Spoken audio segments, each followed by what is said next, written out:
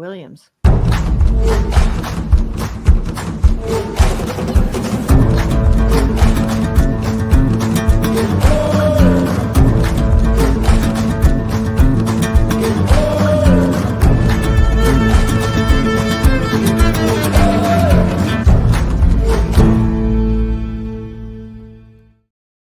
Good evening, everybody, and welcome to another edition of No Limits. My name is Scott Morgan, Rock Motor City Mad Miles. Get ready to go here. But also, just want to let everybody know that the Sports Exchange will definitely be at around 9 o'clock p.m. Eastern Time. So we'll have a doubleheader. I'll promote that on social media after we get done with this show. But meanwhile, glad to have Jennifer Horspool back in the broadcast. Thank you. It's a pleasure to be here. And, of course, Will Parson, 9-year Team USA bobsledder. Great stuff, Will. Thank you. Glad to be here. Appreciate you. And of course, Candy Ebling will be joining these shows now full-time because I know she's always had some great questions. And me, I'll implement where I need to. The whole idea is you need to get the message about CTE out there, and that's what our plan is to do. But that said, we're going to begin with a reference called the rubber ball reference, or the brain feels like in sledding competition. I'm going to ask Will for some details what it's like as you're doing this competition. What does the brain feel like? I know you talked about the rubber ball. Please elaborate. Well, you know what? There's two different parts to that. Like, the truth is, when you have so much adrenaline going, and think about it, now I know we're pulling like 84.5 Gs, but you're also going 90 miles an hour into that.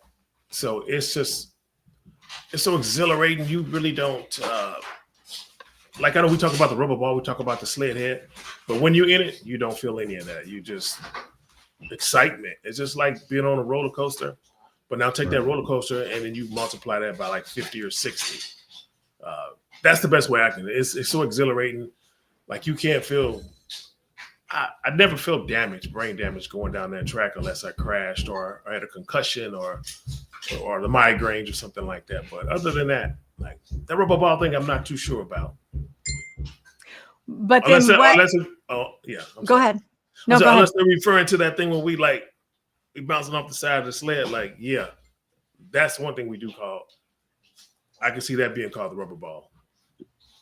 But that's really G-forces, just, you know. And then when the ride ends, then what? Well, when the ride ends, so I got some people walking through here right here. I'll let them go to the other room. Well, when the ride ends, like, it just depends on where we are. But most of the time, you're just so grateful you got through that, down that track without crashing. That's number one. Like, especially after you get that first crash in, like, for that, the next 10 times you get in the sled, you're paranoid. It's like a little bit of you're concerned. And like everything that feels a little bit off, you're like, oh, did we crash yet? Because thing with the crashing, you never know you crashed until your shoulder starts to heat up a little bit. Yeah. And so there's two parts that can touch the ice. This is where it gets tricky at. Like, when you first roll over, we're on our side, right? So you know that sound of fingernails on the chalkboard, like this. Multiply that by 20 or 30. That's the sound of your helmet scraping the ice. Oof.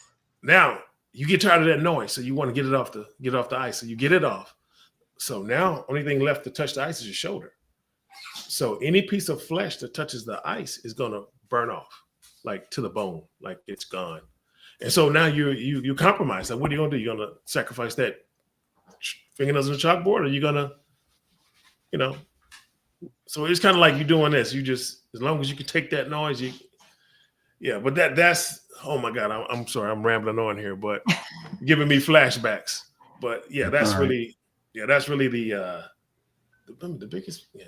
I'm sorry. Give me another question. Yeah. No. Well, one of the things, like when you end, like you talked about, like for one of the things that you talked about last week, right, was Cameron Diaz, and when she finished the ride, and she was like, "Whoa." Yeah. Talk about when the ride ends, right? So you've got the adrenaline going, which is going to be, a lot anyway. But then you've had that constant baby shaking syndrome going on in your head. So talk about when the ride ends successfully, not when you crash, but when the ride ends successfully, what's going on? Well, for a person like me, I was numb. I got numb to the G-forces and the track. So I didn't feel anything, right? But if we took people down that track, like a Cameron Diaz, people like that, different people. Like if you're not exposed to it, like I can't explain to you what a G-force feels like because there's only two places you're gonna get them on this planet, like we get them. That's in the bobsled and in the F-15 and F-16 fighter jets. So, like when you first time you feel it, you're really trying to figure out what the heck just happened to you, because it's not something you just can't get it from anywhere else. Yeah, if that kind of makes sense. Absolutely. Yeah. We used to describe like skydiving. You know, I used to skydive, so we would describe like describing the feeling is like describing salt. If you don't know what salty tastes like, how can you describe salt, right? So it's something you have to experience. I love how you put that. Like, yeah, that's really the truth. Like, you just like people. I've been interviewed 1,000 times, and all the reporters always ask me, "What's it feel like going down that track?" And I try to just explain it. You just can't come up with the words. Also, I think that's might be the reason why, like most people with CTE and this kind of stuff, they can never explain their symptoms either, because there's a connector somewhere. Yeah. Sorry, Candy, anything you want to add to the rubber ball analogy? We'll continue on with very. No, I mean, I guess one of my questions would be is obviously you don't like to crash, and you know you were in the Olympics, but my question is you train how much before that? Like how many times did you crash?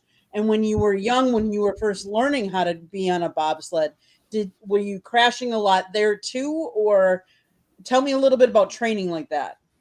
Well, for me, I was in my third year before I had my second or third year before I had my first crash. Okay. I'll guarantee you, if I had that first crash in that first year, I probably would have never come back. Yeah. And you started young though, right? How old were you? I think I was around 28 when I started. So I wasn't quite young. I was at the end of my track career, but I wasn't a spring chicken either. Okay. Yeah.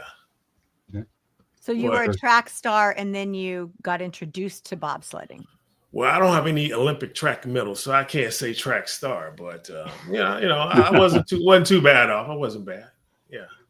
Okay. Well, let's go. Let's continue on. Obviously, we talk about suicides in 2019. Your teammate Pavle Jovanovic committed suicide on May 11th, 2020, at the age of 43. He called William and couldn't understand Pavle, and obviously got frustrated because William couldn't understand the words that were jumbled. I'm just paraphrasing what we have here. 2 weeks later, it was over. William obviously took it personally, and there were 3 more other suicides that were positive with CTE. Let's elaborate on what happened with Pavle Jovanovic. What's the story? I'll let you talk about the story, and we'll continue on. That's your story. I'm going to leave you. Sometimes I let people ride solo on these, Jen, and I think this is time for let William talk about it. Well, the story with Pavle is the truth is, like, Pavle was a unique guy. He was when we were teammates, we actually weren't even the best of friends. We were acquaintances. We didn't, we were social with each other. We didn't have any problems or anything, but we just weren't. We didn't have a bond, But when I left Team USA, like I moved back to LA and I started writing. Pavle wanted to be a writer.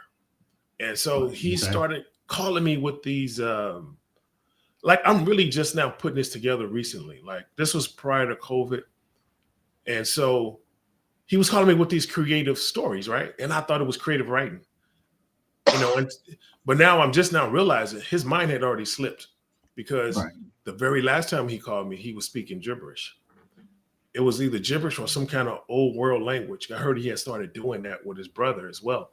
And so I couldn't understand him at all. Like I was really digging. And at that time, guys, I owned a treatment facility before I joined Team USA, and I managed many of them after Team USA.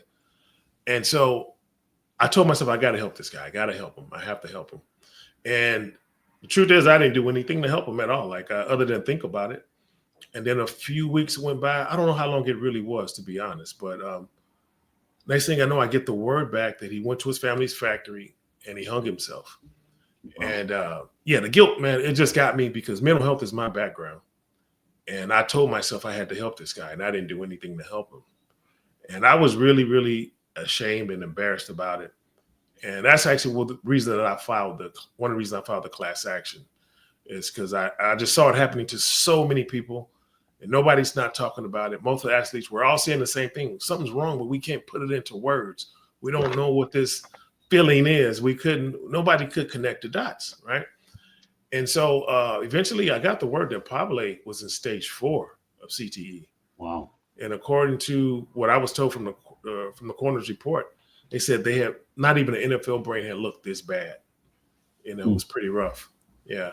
And so like I didn't forget myself for a while until I realized he was in stage 4, so I couldn't really help him. Right. And at that time, the truth is, like, I was residing on the floor of my own apartment at the time. Like, I was struggling. I didn't even know how bad off I was, And the truth was, here I am trying to save Pavle, but the truth is, he really saved my life. And like, I just really put that together in the last month. I had no idea. I was still thinking like, I failed him. Like, no, he came to save my life. That's probably what this story really was. But at the time when it first happened, you couldn't tell me that. I was like, no, I failed this guy, So, but yeah, Pavle, he was a really good guy, man. And his great family, but, and a great athlete, but everybody loved this guy. Like the people who work in the office now who really have decided not to help the athletes were his best friends. That's the disturbing part. They were like, I wasn't their buddies. Like I wasn't their best friend. He was their best friends. And they turned their back on him. And I'm just like, wow, who does this? Yeah. Right. And you had other teammates that some were successful in their attempt at suicide and others failed. So can you talk about the team overall and what was going on? Well, I found out I knew one of my teammates, he committed suicide after the 2002 Winter Olympics. He was just gone. He actually shot himself in the chest. They did not check his brain. This was prior to CTE, so nobody was thinking about checking brains at that time. But he was an older guy. He was probably in his 40s or so. And, he wasn't a national team athlete, so no one really gave it the attention they should have given it. They were just, oh, he died. Oh, that's too bad. We're sorry he did. But nobody looked into it, Mm-hmm. But I found out about 4 suicides, but I believe there's more. Because so many people have reached out to me, said they attempted, I attempted. And I'm just blown away about all the suicide attempts. Nobody's really helping people. They're not even connecting the dots and putting this thing together. But I know there's a lot more. So I'm sure there's more suicides out there that we just don't know about. Mm-hmm. Somebody knows, though. But I also know they're also trying to keep it a secret. They're doing their best to sweep it under the carpet. So, and they messed up. I'm the one guy, like I was dying. Like when I filed this case, so I never asked them for money for myself. I never asked anything for myself. It was all about take care of my guys because I knew my days were numbered. I thought I would be deceased before the end of the court case, And I told them to warn that new generation before they start the sports. So they're still fighting me on both of those things. And as Jennifer can tell you, the last 3 times I was in court, I'm standing by myself against all these big, high-powered lawyers. And it's just me up here like this with CTE, trying to, talk to the judge and make sense of this thing and still get everybody help. Yeah. Okay, what we're gonna do now, unless you have one other thing, Jen, you want to mention? Yeah, I wanted to go a little bit into the symptoms because William, you were saying like when Pavle called you, you were on the floor. Tell about being on the floor. What was going on in your life, in your mental capacity when Pavle called you? Oh man, that is a great question. For me, for many years, I had this random day of cloudiness that would show up. It was random. It was so random. So I thought it was diabetes because I drink some caffeine, then I'm okay. I can get out the bed at least. But those random days of cloudiness turned into random days of clarity. And it was such a slow progression. When it hit me, I never saw it coming. So eventually I got to the point where every day when I woke up, I knew I didn't know what the real day was. And I know I didn't know what month we were really in. So I had this little daily planner. I would pick it up and then I look at it. Okay, Sunday, Monday, Tuesday, whatever the day is. Now I got to figure out what month we really in. My brain was stuck in a loop. It's telling me it's either January or August, always January, August. And I don't know why those same 2 months, but every day I woke up, I thought it was there. I don't care if it's Christmas. I can see the Christmas tree in the living room, but it's still January or it's August. But eventually I figured that out. right? And so what I did, I put these whiteboards all over my apartments, right? And so my first routine was figuring out the day and the time. But before that, every night before I went to bed, I grabbed this. I took a thermos of coffee or a bottle of Coca-Cola and I put it on my nightstand. Right. And if I didn't have that, I couldn't get out of bed before 3 o'clock. And I have just messed up the whole day, which means I'm gonna miss work, any doctor's appointments, I'm gonna miss everything. And the world was just flying by me. I have no idea how long I laid like that and it sat like that. And then it got even worse. It got so much worse that eventually I took the bed out the bedroom and I put it in my living room. Because now if I need to crawl, I can crawl to that bathroom, I can get to the kitchen, I can get to that front door. I can see it all. Apartments in California are very expensive and you don't get a lot of space. So you get to see everything at once. Yeah. That bedroom was extra. I didn't even need that. I might as well have been in the studio because I didn't even go in there. Yeah. But yeah, it's such a brutal and progressive and it's slow and it sneak up on you so quick you just don't see it coming. And by the time it's there, it's over. It's too late. And you thought you were having different kinds of healthcare issues. What did you think you were having? Yeah, I thought it was diabetes because What when made it first you think started, that? well, I was cloudy. I was confused. I didn't have any energy. And they were, like I said, random days. It was so random. So I drink a little bit of caffeine and it gave me energy to get up. Now I'm still cloudy, but at least I'm out of that bed. And so if you're dealing with anybody who's dealing with concussion issues or they'll all tell you the same thing. They're now drinking Red Bulls, Monster drinks, and caffeine. That's your first self-medication, I realized. Like, I remember at one point I was so proud. I was like, I didn't self-medicate. I didn't do any of that stuff. And I started thinking, well, how'd you get out the bed every day? Oh, yeah, I use caffeine. Yeah.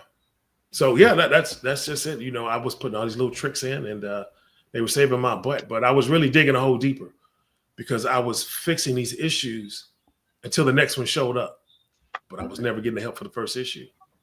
Yeah.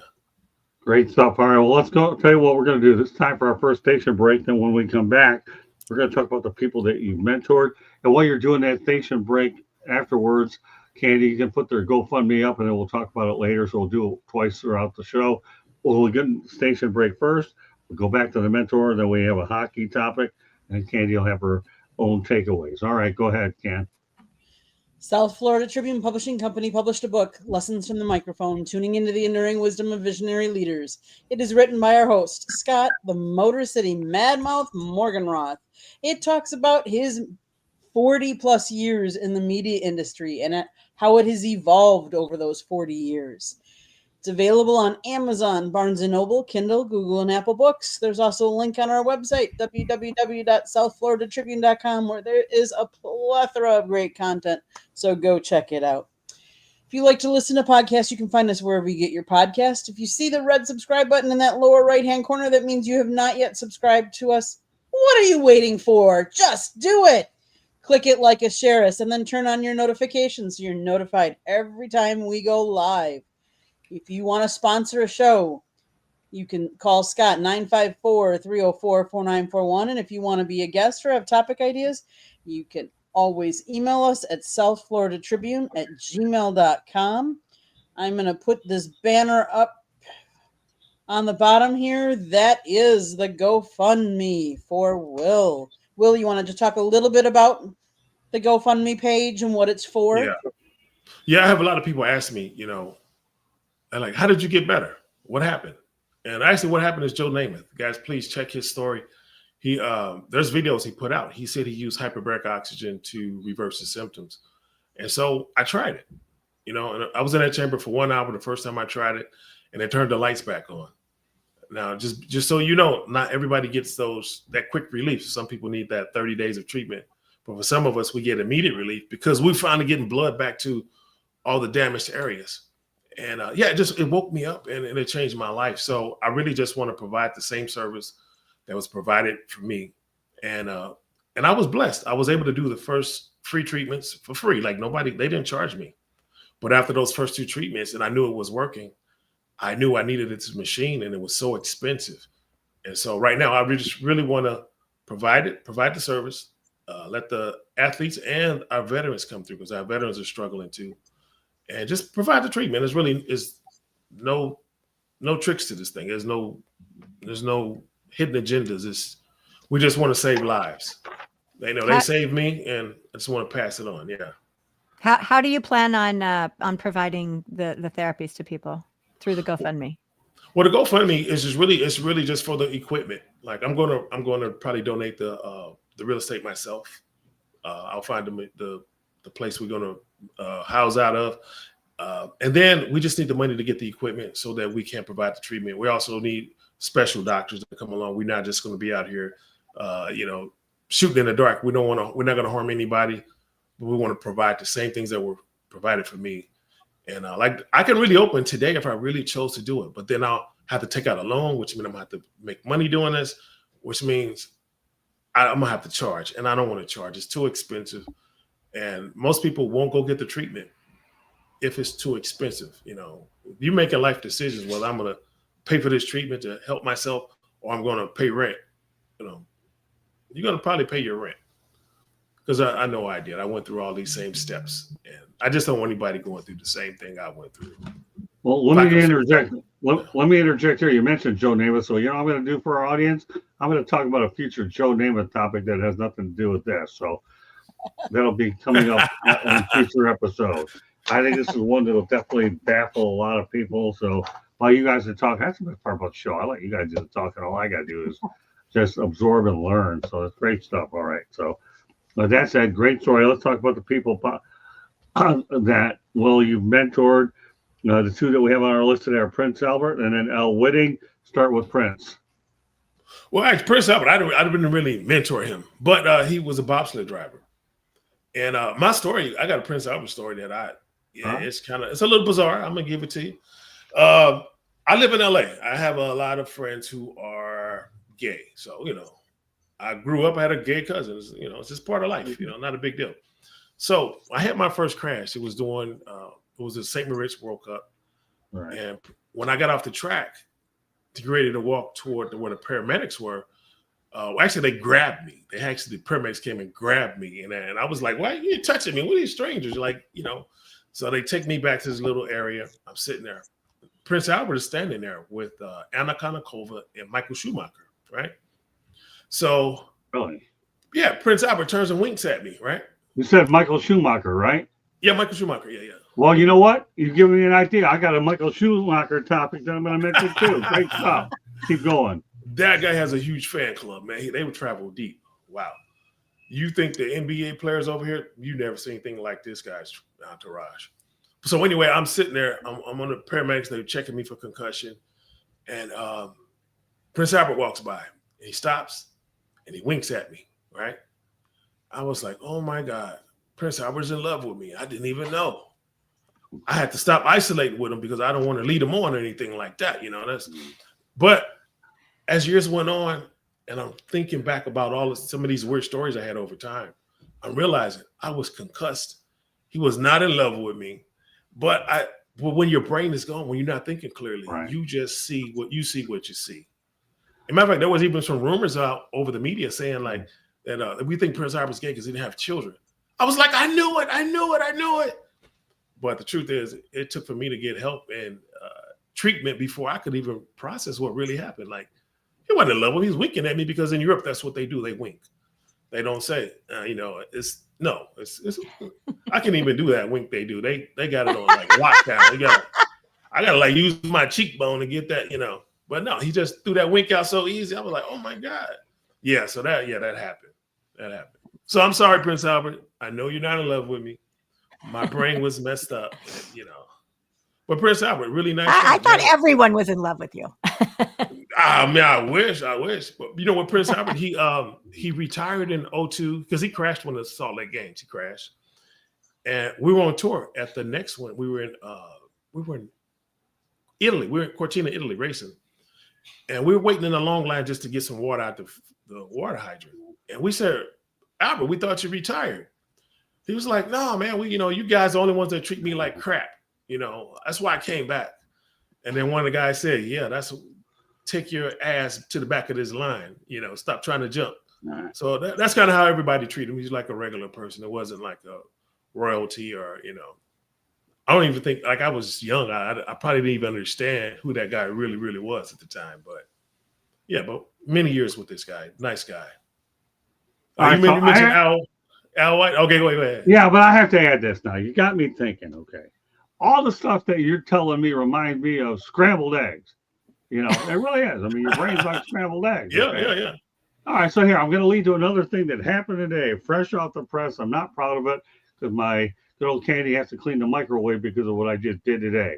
That's why I stay the heck out of the kitchen.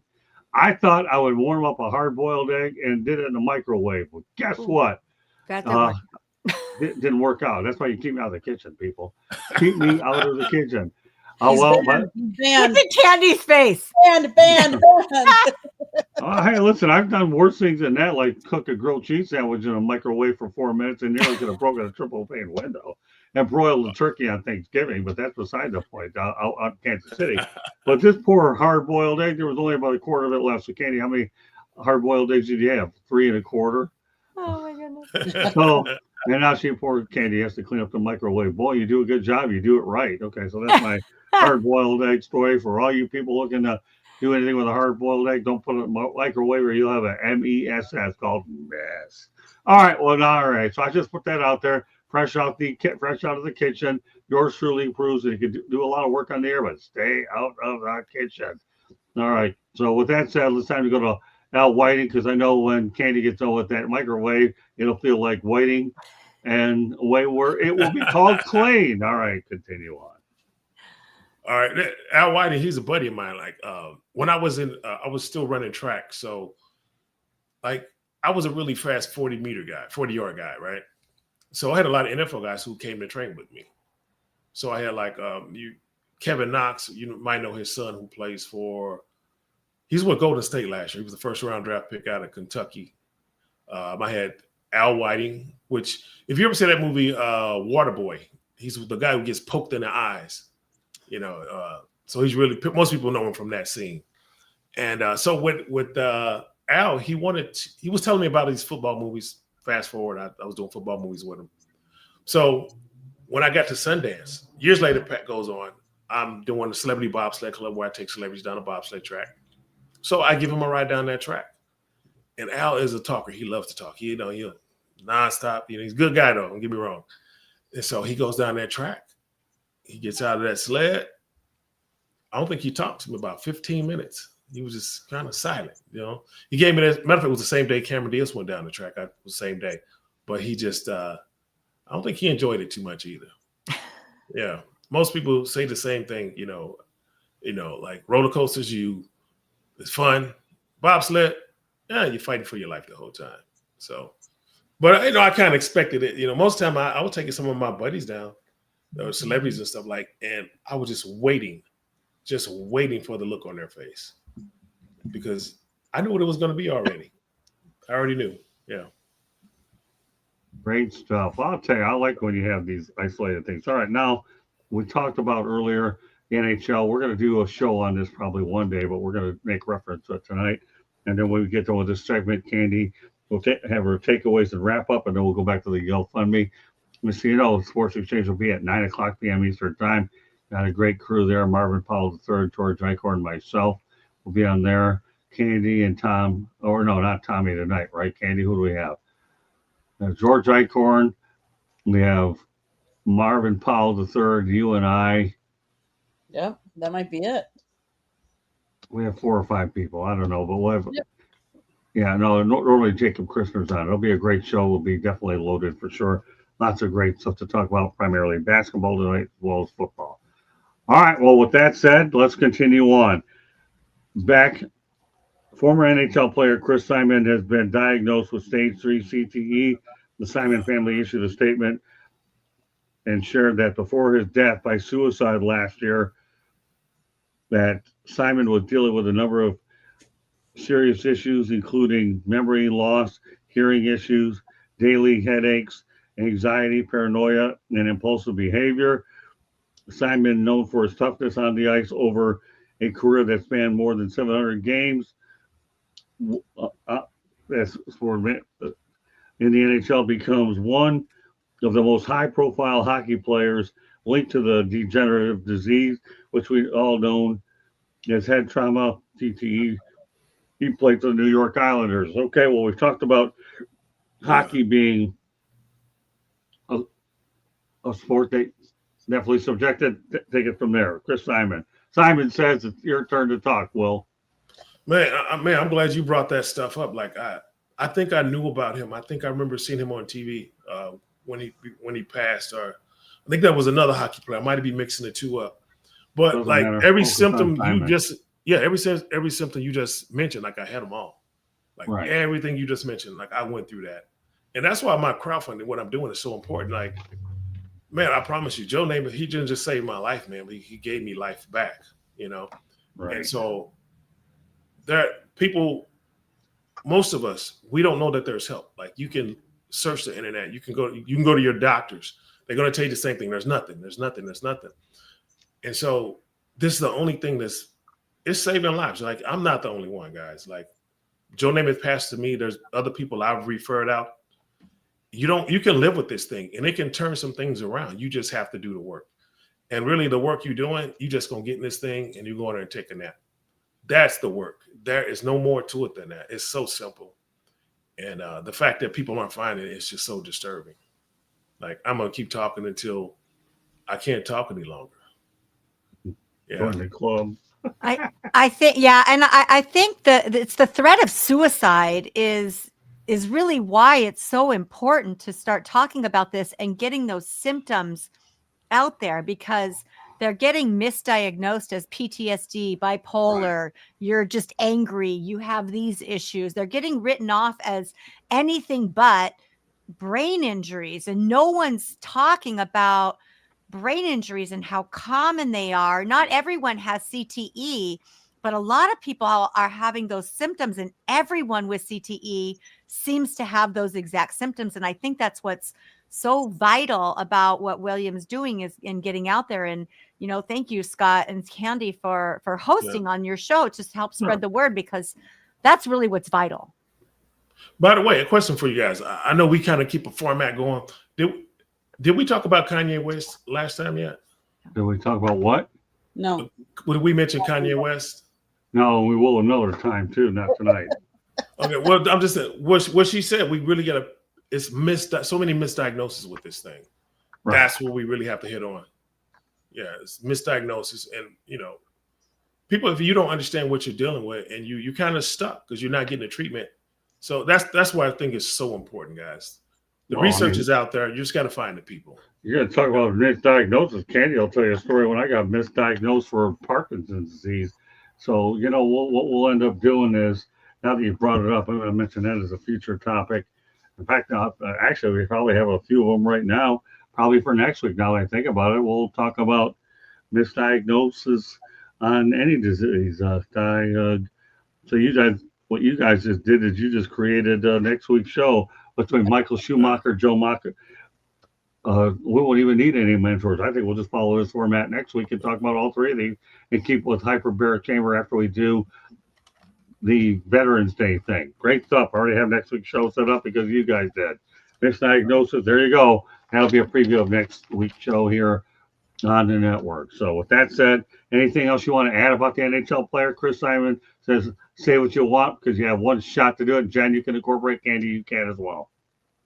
Man, just I feel bad for his family. You know, just sending out my condolences to the family. Like, I mean, I know it's been a while, but when you see your family members start to go down that rabbit hole and they're not getting better, right, and they wind up taking their life, it's like they have to live with those memories.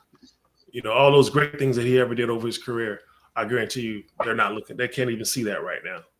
Right. So, yeah, apologies to the family.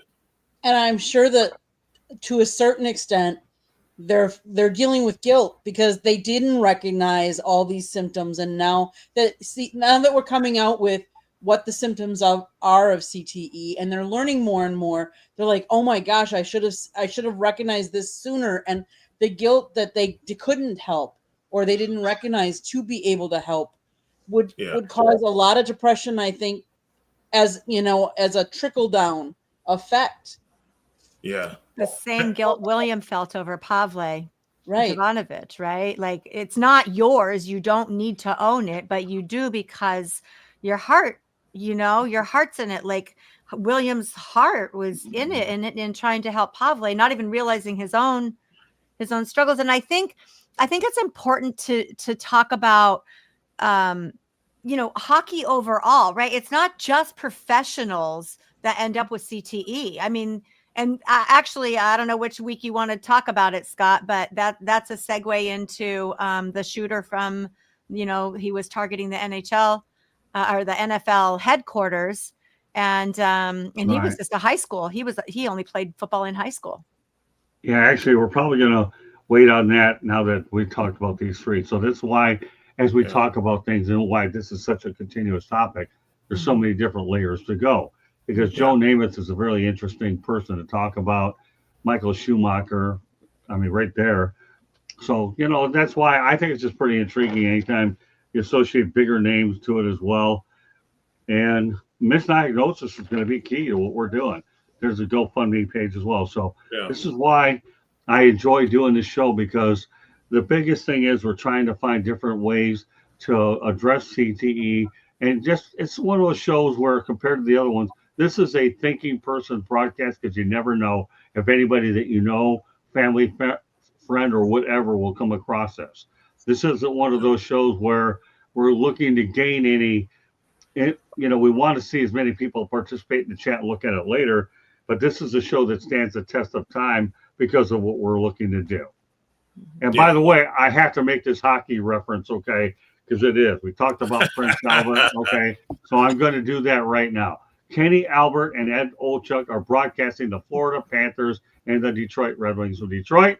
And for those of you that know Kenny Albert, he was on the Motor City Mad Mouse show a while back, and Kenny and I have been good friends. So it's really great to see Kenny on here, and we're talking about Prince Albert at the same time. Albert is the name. Kenny, I see you, Eddie. Great stuff here on the network. So hockey fans, rejoice. Detroit Red Wings, Florida Panthers. Kenny Albert, Eddie Olchuk, Scott Morganroth, Candy Ebling, Will Person, Jennifer Horspool here to bring you coverage of constant CTE and head trauma. All right, Jen, anything you want to add to this? No, I mean, I thought it was a great conversation. Great job. I think, William, it's really, it's very important to talk about the symptoms so that, and William, one of the things that I would like to actually have you close with is how most people that are in it don't recognize it for themselves, but they and their loved ones might. You had something to say about that. I might have stolen the whole thing. Yeah. That's the biggest thing is not only is the families not recognizing what's going on, the athlete or the veteran is not realizing what's going on. And one part that I left out of that, guys, when I was laying on that floor and I knew I was struggling and I knew I couldn't get up, my brain was stuck on this thing. It was like, end your life. Is you hear it over and over and over nonstop. It's like, as a matter of fact, if I had a beautiful day outside, I go outside. It's like such a beautiful day. My brain said, it's a great day to die. It's like you really hear these conversations going on. And so remember, if you're a veteran, you're coming back, now you've been trained to kill. So all you've been doing, you're doing what's natural to you. Now your brain is stuck on kill. Okay, now who are they going to kill? Well, they don't have a true enemy over here. So now I think they're creating them in their mind because this is all they've been doing is killing for the military. This is what they do. And so, and when you get in that mode, like if I wasn't a counselor, like I don't think I could have lasted as long as I did, until I found help. Yeah. All right. Well, so now we're going to go to our segment, Candy Ebling. You have your takeaways. What did you come up with, Candy? And, obviously you've digested it all. We'll wrap it up and we'll put the GoFundMe page up there in a moment. Candy, the floor is yours. I think really that my takeaways from this are to really, as somebody on the outside, to really recognize the symptoms and to really be there as a resource to help spread the word. And, the GoFundMe is really William's way of giving back. He really wants to help others, and help them heal and get the word out. And so I think those are my biggest takeaways from this. And I think that probably goes for almost all of the series, but really, listening to your story about your friend and how you didn't recognize the symptoms until it was too late. And educating people about that now so that hopefully we can, even if we save one person's life, we've done a good thing, and as many of those one people's life that we can do, if all 4 of us can save one life because we recognize this, and then, our listeners, everybody, the trickle down effect, that's, I guess, one of my biggest takeaways, All right, well, all right. So with that said, let's put the GoFundMe page up. We're going to wrap up the show, and again, we're going to get prepared for the Sports Exchange shortly. But just to give you a preview for next week, we're going to be talking about Joe Namath. That'll be next week. I have an interesting thing, and then you can elaborate there. That's a great topic, and that one will actually make Inside the Pigskin as well. Go ahead, Candy. Also, add Kanye West to that one. You got to add Kanye to it. I'm gonna say the GoFundMe page only because we do put this on our podcast, and if somebody's listening to the podcast, they're not going to be able to see that. So it's https://GoFund.me/9CF9C6E. So that was GoFund.me/93FF9C6E for all of you that are listening to it. So please, if you feel it in your heart to, if the stories touch you and you want to help, please do so. Can I say one last thing, guys? If you mind. Sure, absolutely. Go ahead. Guys, I know we're talking about CTE, but one of the things that we kind of glazed over, guys, I was in dementia. I got lost in my own community. Okay. I'm laying on my floor. Listen, how many people do we know in our families, like our loved ones, our parents and our grandparents are going through this? Like, that machine brought me back from dementia. Like, I couldn't, 2.5 years ago, we couldn't have this talk. Go find me. Like, I was literally bald head, guys. I was bald before I started this, and I couldn't talk. I just couldn't talk. I had the same symptoms as my buddy who killed himself. This machine is saving lives. Help me save more lives. That's it. Mm-hmm. Great reference. Well, you ever heard of dementia? So DUMBMENTIA? What's that? Dementia, DUMBMENTIA. You ever heard of that one? Have you? Dementia? Oh, dementia. Dementia. Yeah. No, you haven't heard of it because I made it up. It's actually people like me that. Let me finish, okay? I'm having fun. We can have a little bit of humor with this show too. Not everything's got to be really, seriously, really. Which is on my head, by the way. Now, come on, really, seriously, really. Don't mention when I get in the kitchen and I kill hard-boiled eggs, I broil turkeys on Thanksgiving, and when I go out there and destroy a grilled cheese sandwich, and anywhere I get in the kitchen, it's like they have in the Rocky movie, okay? What Rocky IV, Drago, anything he hits, he destroys. When it comes to food, I destroy. Okay. So there you go. We knew exactly what you were saying. I was laughing on the inside. I was trying to. You laugh on the outside. It's okay. It's no big deal. I'll tell you, I'll go out there and start the Lion King analogy. Hakuna Matata, baby. That's what that show's all about. Lion King. Can't tell you. I'm about to copyright that, just so you know. I'm copyrighting it. You can't ever use it again. What about copyright? I said it myself. They're going to copyright my voice. Let them do it. Just make sure I get paid, people. You copyright my voice. I want that thing called cash, CASH. Okay. Well, I'm not talking. Now, so I'm gonna send it over to my crowdfunding. All the proceeds are going over there. Oh, it's okay. I'll donate to wherever I got to donate. All I know is it's been fun to do this show. We do it every Wednesday night. Around 7:15, 7:20 Eastern time, we're going to move up the starting time to that as we do our preliminary calls. I have these things figured out. All Jennifer has to do is dissect my penmanship, which she could probably do. If you don't, to just get a magnifying glass, that works as well. So it doesn't make any difference. But that's my outline in the most ugly way possible. What's that? Sometimes even a magnifying glass doesn't help your writing. Well, all right, come on. You just call me a doctor when they're writing a prescription. They figure it out anyways. And that's why we do these things called prep calls here on the network at night. So, hey, listen, how many times can you talk about the Lion King on a show like this when you have a kook like me mentioning it? So there you have it. Lion King, people. And I can't tell you how many times I've gone ahead and watched that show. Tell me I liked cartoons. I was born on a Saturday, people, when they had cartoons, even though I was in that thing called an incubator. I've been 63 some years. I don't even remember we're close to it anyway. So, Lion King, people. You were born early? I don't know what I was. All I know is I was born on a Saturday. That's all. No, I was on time. I was a Christmas baby. Oh, are you a Christmas baby? Like on the 25th? No, the 29th. I said Oh. a Christmas time baby. Gotcha. Yeah, I mean, That's a New Year's Matata. It's a wonderful day. And I'll tell you one thing, I'm superstitious. I used to go ahead and watch a lot, listen to that time when the Lions were on a winning streak, and I listened to one time and they ended up losing to the Miami Dolphins. Go figure. All right, that's enough of joking around. But this is a serious topic, but I tried a little bit of light to it anyways. As we had the Lions and the Miami Dolphins into it, they'll need a whole lot more than Hakuna Matata since their coach will be on the hot seat. We'll talk a little football, motorsports, and a whole lot more next week. So that does it. Candy, take us the rest of the way. South Florida Tribune Publishing Company published a book, Lessons from the Microphone, Tuning into the Enduring Wisdom of Visionary Leaders. It is written by our host, Scott, the Motor City Madmouth Morganroth. And it talks about him being, it actually has a picture of a young Scott. So you got to purchase the book just to see that. But then it also talks about his 40 plus years in the media and how it has changed. He's got some great stories in the book. So go check it out. It's available on Amazon, Barnes & Noble, Kindle, Google, and Apple Books.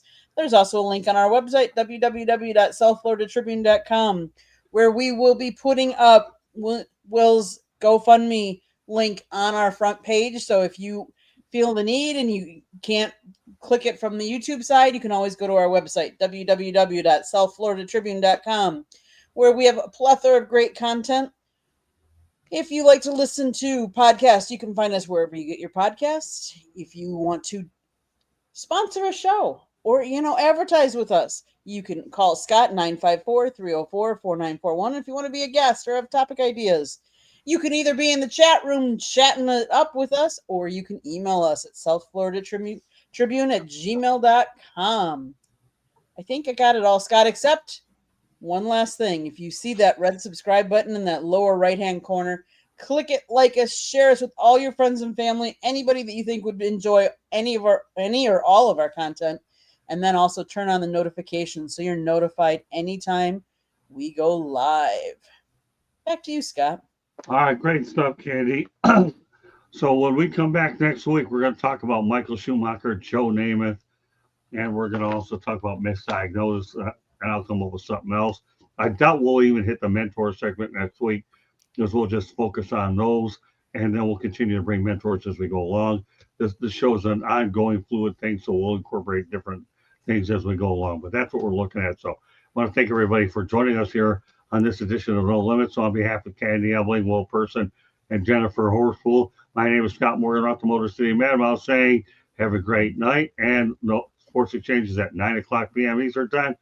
And if you miss any of this, you can also re-listen to it on YouTube as well. So thank you very much, everybody, and we will see you next week at this time. Bye now.